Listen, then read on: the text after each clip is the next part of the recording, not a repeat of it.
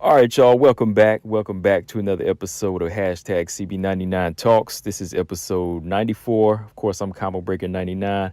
Welcome back, y'all. Back with another one. Back with some more WMMA talk once again. Last weekend was an okay weekend. We only had one WMMA fight. Well, I ain't gonna lie, it wasn't that great of a weekend. The whole card to me, I was kind of in and out on.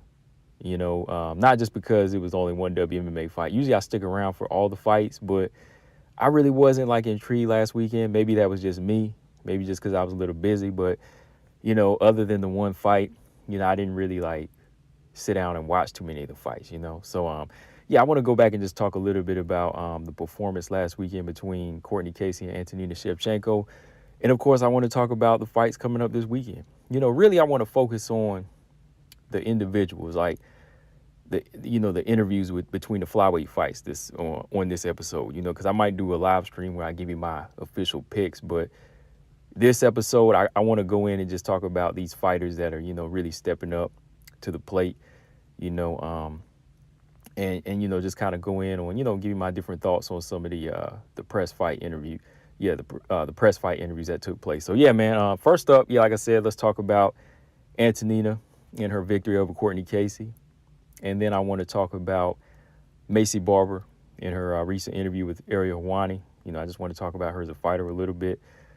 At the time of this episode, I did a little video on the segment that I did talk about. I just want to go in a little bit more about that. Also, Miesha Tate, she's going to be making her flyweight debut this Saturday. I want to talk about her a little bit and some of the things she talked about. Also, Lauren Murphy. Ask some of y'all's thoughts on Lauren Murphy in her recent interview. She didn't really talk too much about Miesha Tate. She was more into discussing her performance last time out, which is last September, right? Against Valentina Shevchenko. A lot of things were said in that interview. So hold tight and we'll talk about that. And then, of course, we got Michelle Waterson versus Amanda Lemos. So let's talk about that fight. And real quick, Jessica Panay and Emily Ducote making her UFC debut finally, right? So, yeah, it's not going to be a very long episode like the last one, maybe like 30, 40 minutes. So, yeah, let's get it in, y'all. So, yeah, this past weekend, Antonina Shevchenko, shout out to her. She was actually able to crack that 2-fight losing streak. She got a victory. That was a close victory, very close victory over Courtney Casey. And maybe, like I said, that one fight saved her career. I think it saved her career for another day. So, shout out to her. She did what she was supposed to do in that fight.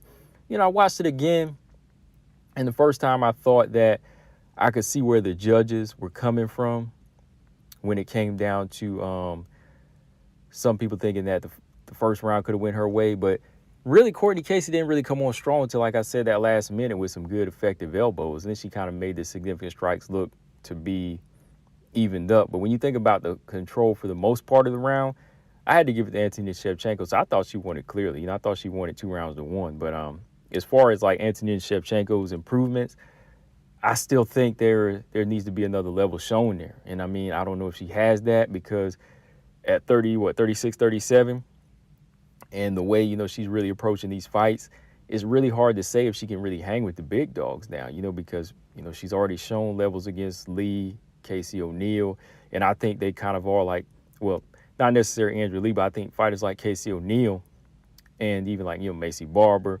Aaron Blanchfield, they're the future of the division, and when you start matching up with those type of fighters, I really don't know if she can hang with them. She can beat a Courtney Casey here and there, maybe a Montana De La Rosa, maybe, and that's a big maybe, that level of fighters, but getting into the rankings, that's another question.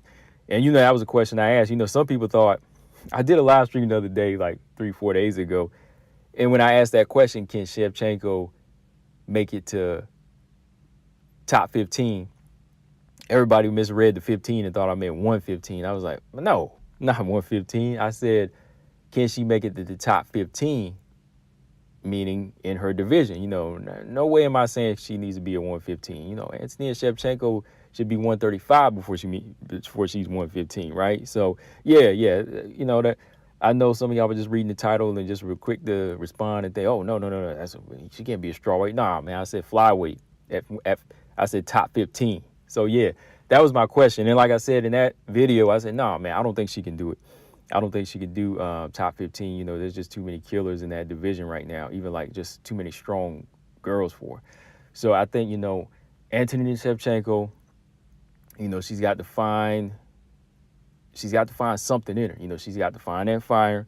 She's got to step up the game. You know, her physical strength has to be a big presence. You know, she's got to start sitting down on her shots more and getting these fighters respect. Because like I said, Courtney Casey, I was surprised she showed her that respect. You know, I was surprised she wanted to show that type of respect. I'm surprised she didn't go after like everybody else did, not until the third round. So, you know, she kind of cost herself that. So Courtney Casey from here, I don't know if she's gone yet or she's going to get another chance. We'll see. Right. So yeah, that was my thoughts on the weekend. You know, it turned out to be a good fight. You know, I was glad that fight stayed on. You know, the Nina Ansaroff and Calvillo fight. I really wasn't looking forward to that one because they're both strawweights, but it was going to be a flyweight fight. So you know that was really, you know, not a fight that was like, oh man, you know, I didn't care. So it's rescheduled, but you know, I'll check it out, of course. But you know, it wasn't like when I was really dying to see. You know. But what else did we have? Yeah. Let's talk about this fight weekend. Let's talk about some of these individuals that are on these upcoming fights. You know, I ran through and watched a bunch of interviews. You know, Maycee Barber. You know, of course, she ain't fighting this weekend. You know, I just was listening to her interview on MMA Hour today. And who else? I said Miesha Tate. You know, Lauren Murphy. I'm looking forward to this weekend of fights. You know, these are some good fights. The strawweight fight between Lemos and Waterson. You know, the thing is, it's at a crazy time for us because it's on UFC on ABC.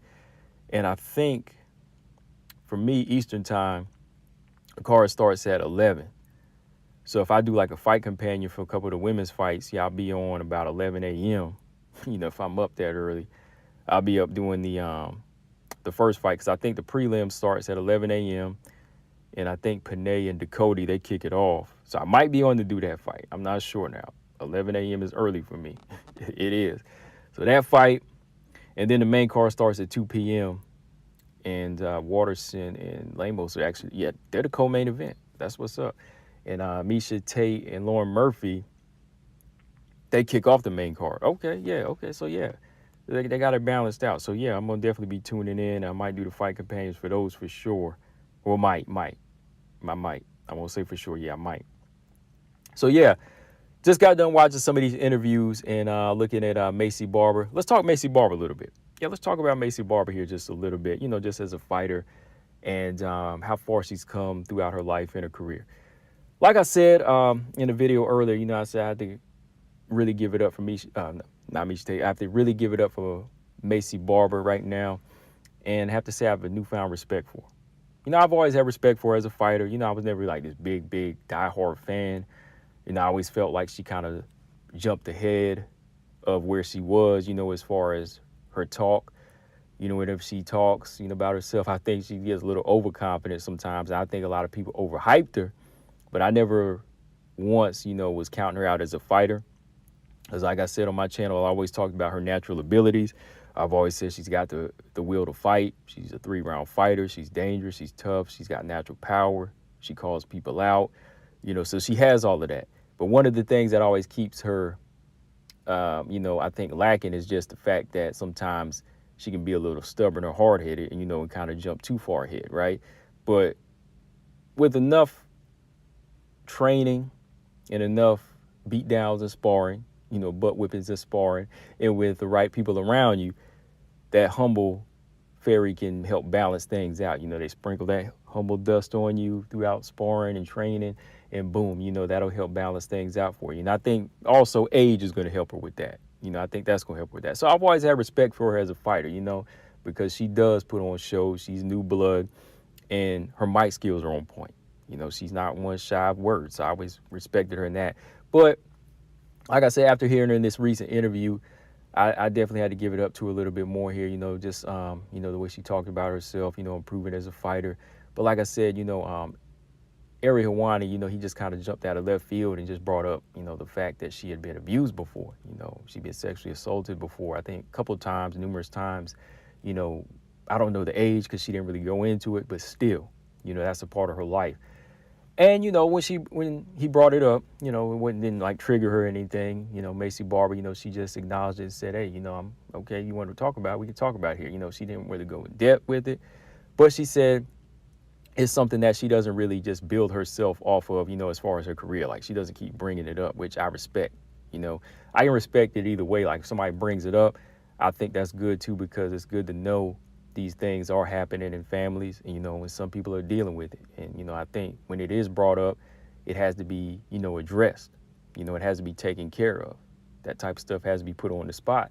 But also, when it isn't really acknowledged and she just continues to move and transition that energy into some positive, I respect that. Not until he brought it up would we ever known. Like, I didn't know, because I never really went digging for that. Some fighters let it be known, but she's just been, moving on, going through things in life and moving forward positive.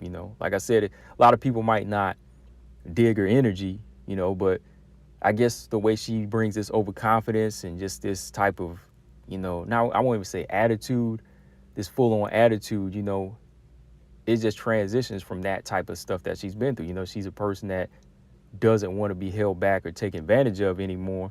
So, she's always going to be a fighter. She turns into a fighter, and that's good. That's good.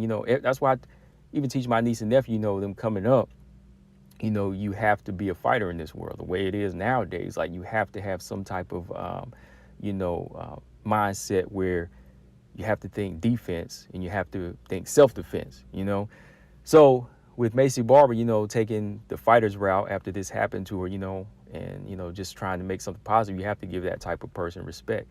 Like I said, she didn't really go into too much details about it, which, we don't really need to know all that, because we just know it happened. I just had to say to myself, wow, that's powerful. Every time somebody can just turn to good and turn to even fighting or whatever, to help just rebuild and give everybody else inspiration that this has happened to, I have to give that person credit. It's happened to other fighters. Like I said earlier, my video, I talked about it. I said, it's happened to fighters like Rose Namajunas. That's why, I have to kind of give some of these fighters a pass now, like it's happened to Clarissa Shields, Paige Van Zandt, and like I said, Maycee Barber. Some of these women, it's happened to them before. And, sometimes it kind of transitions to their attitudes, you know what I mean? And not in a bad way. They just approach the fight game as, sometimes they have a chip on their shoulder, So anytime they feel like they're being taken advantage of, whether it be verbal or, financial or just by reporters or whatever, other fighters, it kind of gets set off in them. And you kind of have to say, I can, respect that. Or if they just don't really have communication skills and they just don't feel comfortable around other people, like you see with Rose sometimes, I have to kind of give that person a pass now, like with certain things. Also, like I said, it's not just women, it's men too. Jerry Gordon, he's went on record and said this happened to him, when he was only 9 years old. So yeah, you have to look at this type of stuff sometimes and just say, okay, these fighters, they go through a lot. Like, why do some of these people fight? But sometimes, they've gone through things and this is therapy to them. This is therapy. And, with Maycee Barber, not only is this something she's always fighting through and, just using her career to kind of help build and put that darkness behind her, she's also a part of that organization, Underground Railroad organization that helps try to put an end to trafficking, which, sadly, unfortunately, I don't think that's ever going to stop. It's never going to stop because, that goes deep. That's another story, right? But it's good that she's working with that type of organization, and she's trying to do her career, use her career, and where she stands for good. And like I said, I respect it also because she just said, like, she also said it's not just for the girls. She said, I'm doing this for all the girls and the boys that have been through this. Because sometimes when I hear people talk about this, they just acknowledge the women. Like, no, like boys, they go through this too. Kids, little boys have gone through this, so it's something that, everybody should be aware of. And I'm glad that, she brought that up, right? Like, she didn't go too far into depth, but I just, when she mentioned it, there's a lot of things just said, oh, wow, like she's really, doing something big, and that's something important for not just, herself, but for kids too that have gone through this. So yeah, I got to give her a lot of respect for that.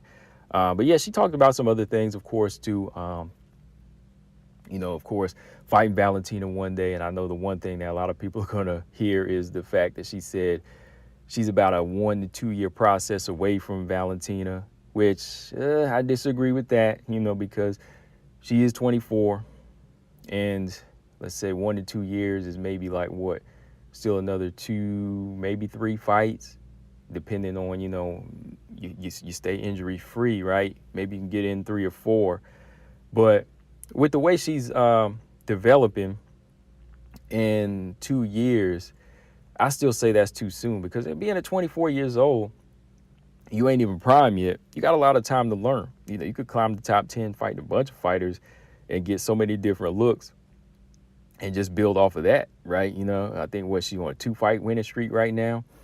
I'd say she needs to go on at least like a 4 or 5, like Lauren Murphy did, or Tyler Santos, before she asked for a title shot. I think it'd be wise for her to think that way instead of saying, 2 years, because 2 years, you can only bag in like maybe 2 or 3 fights, so do like the fighters like Tyler did. And I think that's the best way she can build up her dominance, because right now it's not about just seeing what Tyler Santos did and saying, oh, I could build off of that, or, oh, she exposed her. No, you have to develop your own way of beating Valentina Shevchenko. You can't do what somebody else did. You know what I mean? You have to build it in your own way. So I think for Maycee Barber, if she takes the Tyler, the Manon route, like the fighters that went on 4 or 5 fight win streaks like Lauren Murphy, and really earn the title shot, along the way, she'll build up confidence in the skill level that might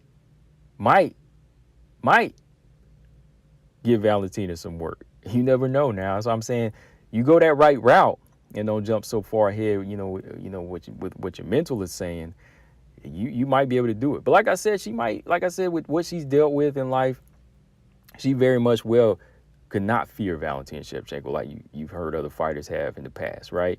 She might have that already checked off on her resume, or on her, her keys to victory going in. Like she's going to be one of the fighters like Tyler Santos that didn't overly respect Valentina. She could be that one, because hey, she's already dealt with a lot in life, right? So every time she brings it up and speaks with confidence, she could be that one to go in and not over respect. But from there, you got that one, but you still got to go in with the skills. So skills, that's still something I think is going to take her a longer process. Maybe, like I said, 3, like Casey O'Neill said for her, 4 years. Because even if Casey O'Neill, 4 years, she'll be 28. 3 years, 2-3 years for Maycee Barber's, 25, 26, and still not prime. I mean, still not even, prime yet. You still going to be younger, and along the way, you can get those fights in. So yeah, that's where I think she needs to move with it. Just get 4 or 5 fights. Don't rush into it just because you are top 10. Fight 4 or 5 top 10 fighters like Marina Rodriguez and them did. Carla Esparza. Bag them up. Go in there, fight Arujo if she beats Grasso. Call out the loser of Tate Murphy. Then you try to get Manon along the way. Call out Caitlin Chikag and get all them fights before you get too far up, and then there's no turning back. Call out Andrade. Get all them names on your resume and build your skills up. That's where I'm at with it for her. I don't want to just see her get too confident, get one win, and then boom, think you get Valentina. No, might as well take your time to build it up. But yeah, it was a good little interview with Maycee Barber. Like I said, the more you get to hear some of these fighters and just see where they come from, and then just put the pieces together with who they are. I'm not really one to go in and bash these fighters like that, especially if they're coming with good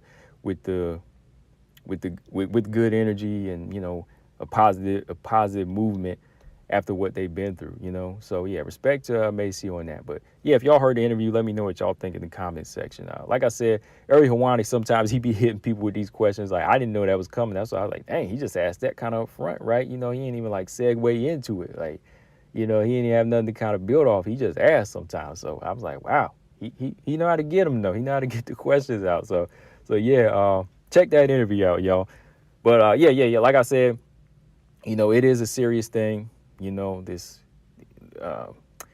that organization is it's a good organization for such a serious thing that's going on now. Human trafficking, I talked about it in the video too, because I think there's a lot of cover-ups too. I can't go into too much in this video. Maybe I have to do this on another channel or something. But yeah, it's like you hear about these young black girls that were getting kidnapped, like I said, around DMV area and, Chicago, just disappearing. There's something to that. They just ain't really speaking on it, but it's out there, So yeah, any help they can have into that human trafficking, the more the better. The more the better. So yeah, let me know, guys, what y'all think of that too, though. But yeah, let's jump on to this next topic here. This next interview here, Miesha Tate, got a chance to hear Miesha Tate, kind of go in and talk about her fight with Lauren Murphy coming up this Saturday. And I didn't really take away too much, except, her just discussing the transition and her bringing her kids up there, just having her little kids come up. I ain't trying to say her kids were interrupting. It was more like she was, because she was just having them come up, in and out like they was at home. She's like, you want to come up here? You want to come up here? I was like, dang, people trying to ask questions here.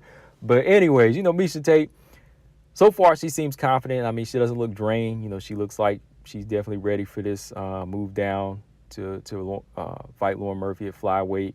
Her and Lauren Murphy have a little history as far as just kind of not even like a friendship, but just like they've crossed paths, and she's helped Lauren Murphy out before, and I think that was back in the Tough House whenever she came through. Just small talk, things like that, little tips given here and there.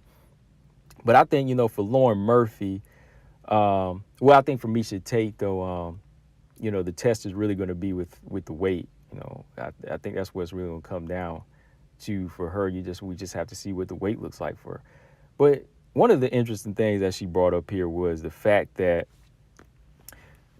she said something different than her interview from last time, in my opinion. I thought, what she had said before was that, she was ready for this move and this was something she was just looking forward to as a challenge. But she made it seem like it was more so Mick Maynard that wanted her to move down. She said Mick Maynard wanted her to move down to flyweight. He threw that suggestion out to her because I guess she wanted to know how close could she get to a title shot. Where could she get close to a title shot, right? So he threw it out to her, and she made it kind of seem like it was more so his idea. Like, oh, really? Because before it just seemed like she said between her and Pena, they had no trouble making 125. Or, she said she wanted to avoid fighting Pena, and she wanted to move down to 125 just to avoid that and go ahead and take out one of the other goats, right? So, you never know which really is what it really is out here. I guess business moves. I guess since the fight is happening now, she's going to be a little bit more upfront with it. But that's what I thought it was. I thought it was mostly just her idea, but she made it sound like it was just Mick Maynard that wanted her to move down. But now she's moving down. Yeah, it's going to be a test even against Lauren Murphy, I think. I think Lauren Murphy, is still going to be bringing some grit here. I think she still brings a work rate and a stand-up game that still going to touch up Miesha Tate. Maybe she might feel like she's going to be a little faster, but I still think that, Lauren Murphy is still going to bring something to her. And she could possibly stop that chance of being, that next contender. I mean, I know Valentina wants this fight, but shoot, I think Lauren Murphy still has enough to beat this level of a fighter, And yeah, like I said, Miesha Tate didn't really go into too much except bringing that up, just letting it be known that she thinks she has the style to beat Valentina Shevchenko. She's confident in that, and she let us know that the kids were in the house. I know some people were talking about that, they got the kids running in and out, but yeah, we'll see though. At this point, that's where I'm at with it with Miesha Tate. I'm just really curious to see how she holds this weight, how her defense holds up against Lauren Murphy, because between the two of them, they bleed. They take a lot of shots. So I think it's going to be just that situation where somebody's going to have to be moving their head more if they don't want to just get another split decision win here, or if they want to win convincingly. So, yeah. As for her opponent, Lauren Murphy, let's talk a little bit about Lauren Murphy here. I'm not going to go into this too much. I want to just kind of bring up the interview and I'll give y'all my thoughts. So Lauren Murphy, she gave her interview, it was like, 14, 15 minutes. And, I put it up for some of y'all to see. and I just want to give you my thoughts here. But Lauren Murphy, she didn't spend too much time talking about Miesha Tate. Like I said, she just brought up the fact that they had worked together before a little bit, and she knows her. But her main focus was talking about the Valentina Shevchenko fight. She said that before that fight, she dealt with a lot. Everything from, the C19 to a bacterial infection of the intestine called C. diff. And with all this going on, she said, 4 weeks before the fight and then getting the C19 like a couple weeks before the fight, so much going on really stopped her performance, really stumped her for performance and kept her from, doing what she wanted to do. And now she says that she wished 100% she had withdrawn from that fight. All right. And I know a lot of people are going to say right there. Now, my thoughts, look, nobody's saying I don't think that she was sick. I think she probably was. I think she did have C19 and definitely had that C. diff.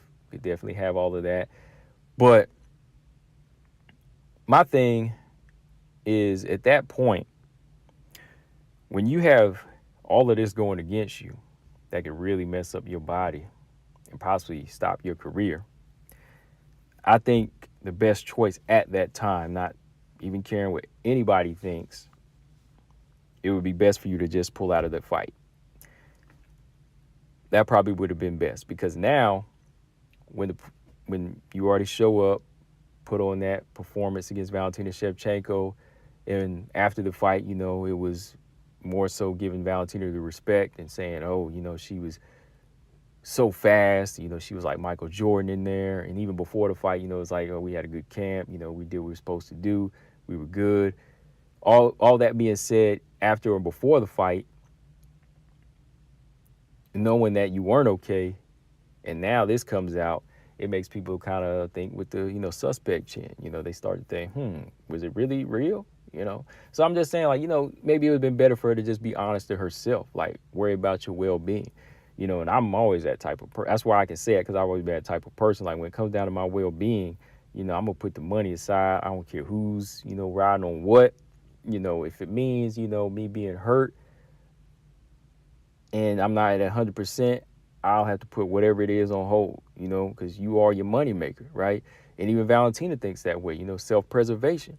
Even whenever she had to pull out of the JoJo fight a while back, like 2 years ago, she took her, she said, no, I got to have surgery. We're going to push this fight back. JoJo, she couldn't wait. She took on somebody else. But Valentina said, no, I got to have this surgery, even if it wasn't like the most serious thing, or even with the Tyler Santos thing, some things just happen like, hey, you have to kind of push it back. With the Tyler Santos thing, of course, that fight didn't get canceled, but I'd say go back to like the JoJo fight. She did push that one back. But for Lauren Murphy, if she just had so much going on, to me, I think the best thing at that time would have been to just withdraw. Because who's gonna take the opportunity away from you if you have the proof? It'll come back. The thing is, it won't come back as easy now after you lost the way you did against it, right? Now, granted, for me, if you already think of Valentina Shevchenko as Jordan, I think even if Lauren Murphy was 100%, I still think Valentina Shevchenko would have won in the same fashion. That's just me, just off of the type of fighters they are. I think Valentina would have won regardless. But if you wanted a fair chance and you wanted to be 100% or close to 100%, because nobody's ever really 100%, if you wanted that for yourself, and she knew all of this going in, even her team, they should have just said, hey, no, you can't do this. You got to pull out of this. It's not really like boxing to me, where it's like millions and billions that are riding on you, like you this big main event. Like if you were Wilder or like Floyd Mayweather and you pulled out the last minute, right? You just got to do what you got to do at that point. But for them, you've already seen fighters in the past have to pull out or push back. Like she had to push this fight back. This fight was supposed to take place 2 weeks ago against Miesha Tate. So if she had to do that then, yeah, just go ahead and do it. Because now when you go back and look at all this different stuff said, oh, it was a C19, oh, it had this shape, that bacterial infection. Like I said, all this stuff is probably true, yeah, but my point is that if it was really, if it is something that was affecting you at the time, it'd been best to just withdraw. It'd been just best just to withdraw from the fight at that time, push it back a few weeks. Who cares what everybody says, and just do it. Just do it. Then you'll be back in a couple weeks anyway. Then the fight can happen. And then you can stake the claim that you say, hey, no more excuses. It's 100% now, right? Because now everybody's going to be listening to this. Because like I said, that was most of the interview. Just talking about the past fight.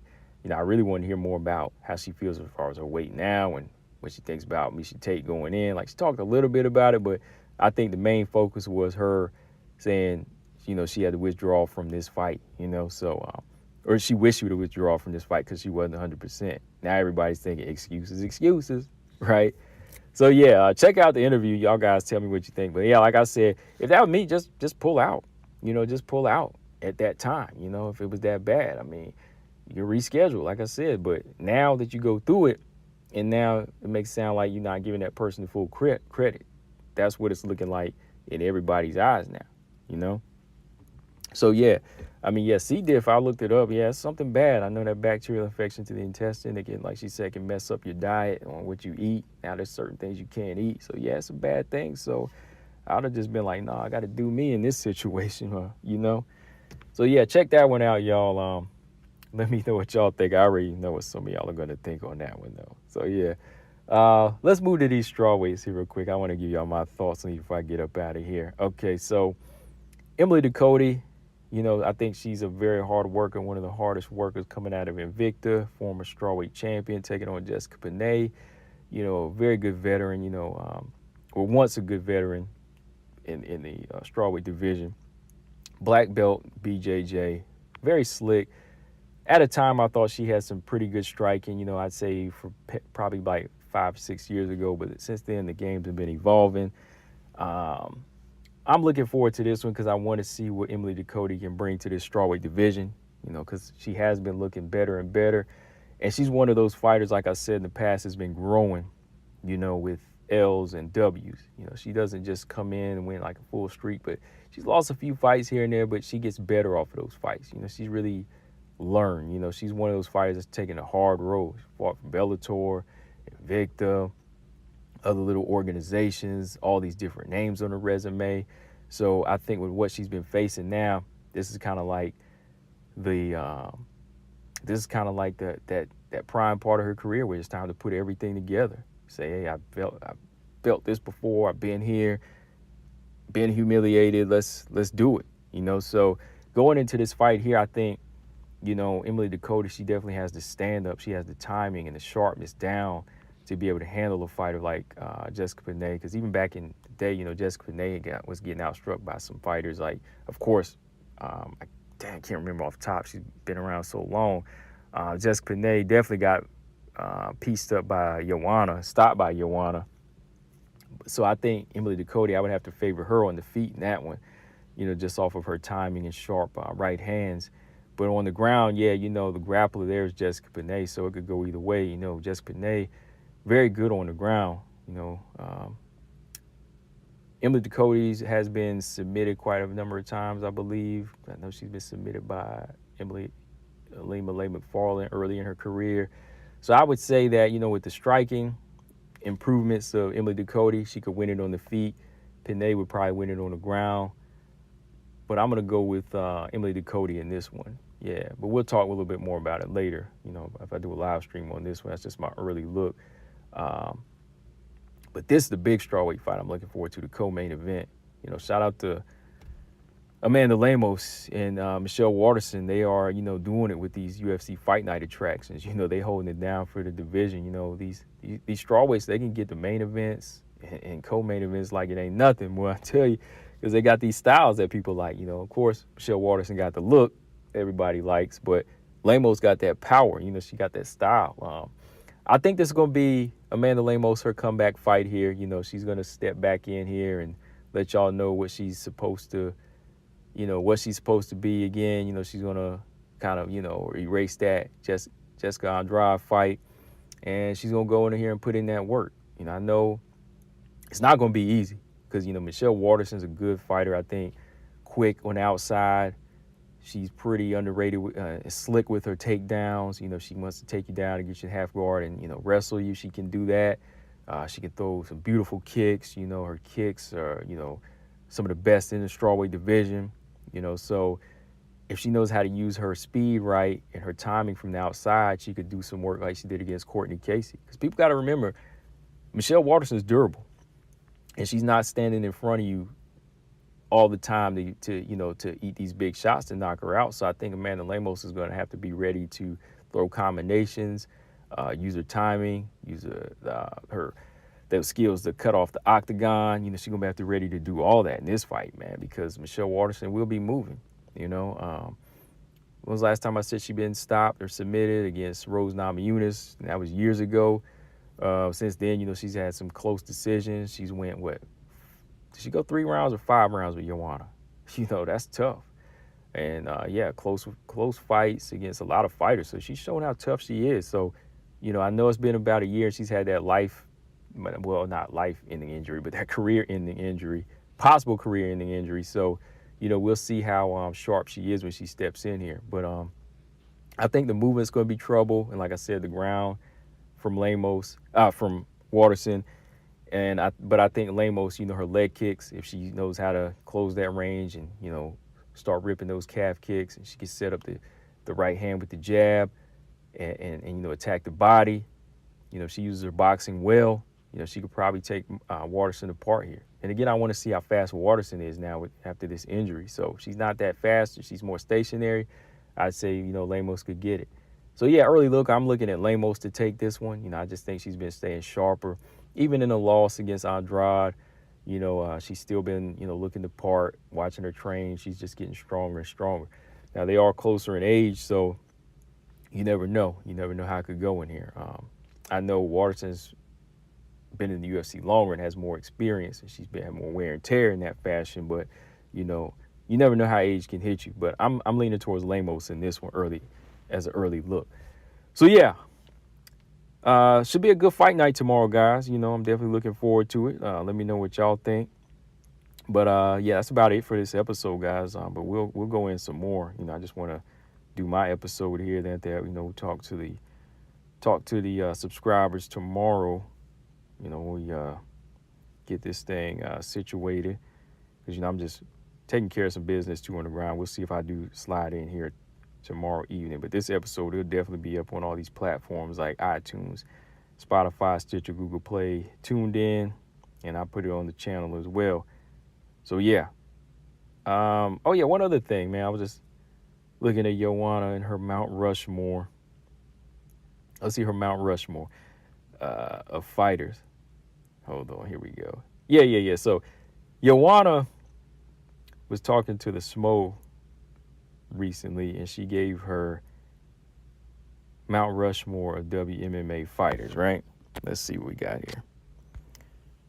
Let's go ahead and pull that up here real quick. That was just the one last thing I wanted to discuss with y'all and ask y'all who do y'all have on yours. So hang on. Mount Rushmore. Okay, here we go. This was a few days ago. Yeah, ex-UFC champion Joanna shares her women's Mount Rushmore of MMA. And let me see. Yeah, in this recent interview with the Schmo, she released her WMMA Mount Rushmore. All right. So on her Mount Rushmore, Joanna has Ronda Rousey,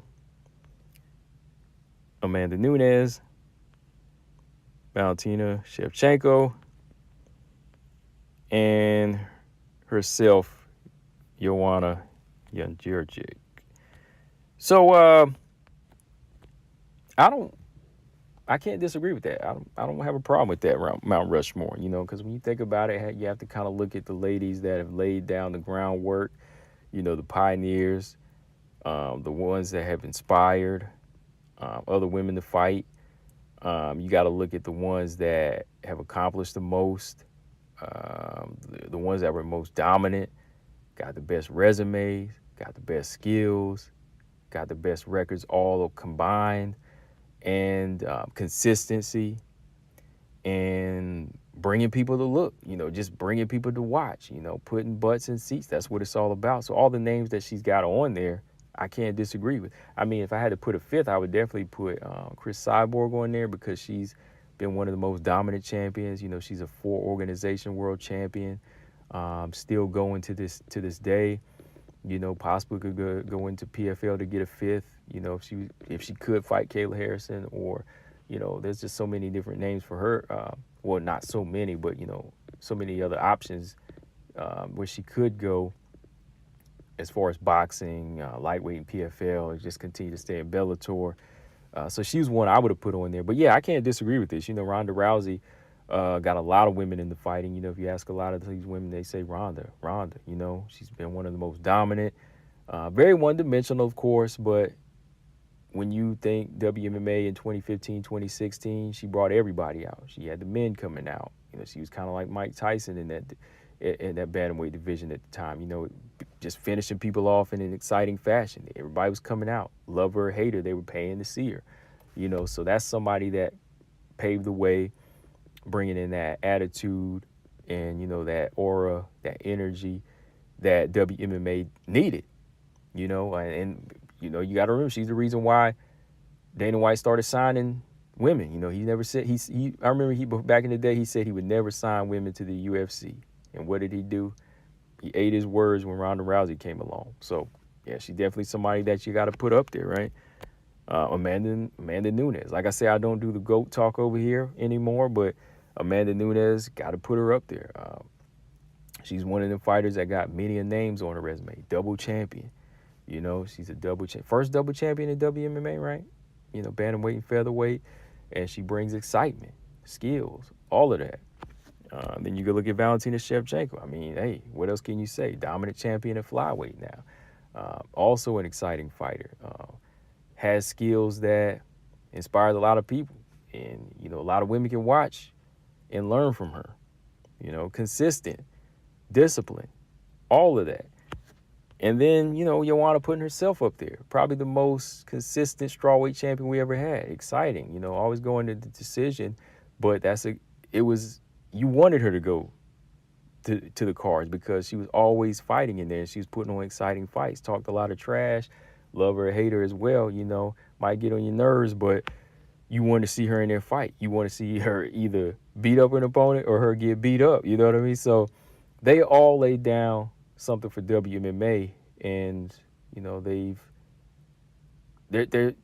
earned that spot up there. If there is a Mount Rushmore for now, you know what I mean? I mean, the game is still growing, so it could change 10, 20 years down the line. But as of right now, if you're looking at the ones that got me in the WMMA and keep me watching, or I'll just pop on their fights on UFC Fight Pass or ESPN Plus, these are some of the women that I'll go back and watch for sure.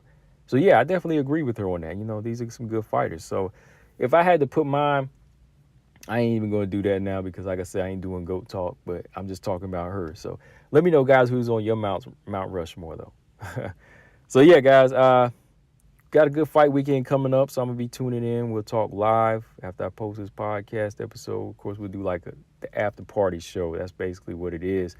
You know, so, yeah, we'll get that in, y'all. So, that's all I got, guys. Let me know what y'all think of this episode, y'all thoughts on the different topics on this episode.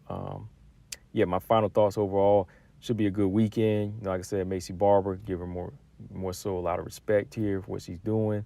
But yeah, like I said, for Lauren Murphy, I said at this point, don't even explain yourself because you know how that's going to move now. You know, that's how it's going to move. Just go back in there, do what you do if you want to try to earn that title shot again, and just leave it be. You know, don't even tell people what's wrong with you because you know, the fight fans, they ain't out there for your sympathy. You know, they ain't trying to hear that, right? So, yeah, early looking at Emily Ducote, Amanda Lemos, and Lauren Murphy to win their fights. Let me know, who you got. Like I said, subscribe to the show on all those platforms I named earlier. And, yeah, we'll be back with the after show, guys. Combo Breaker 99, I'm out. Subscribe. Peace.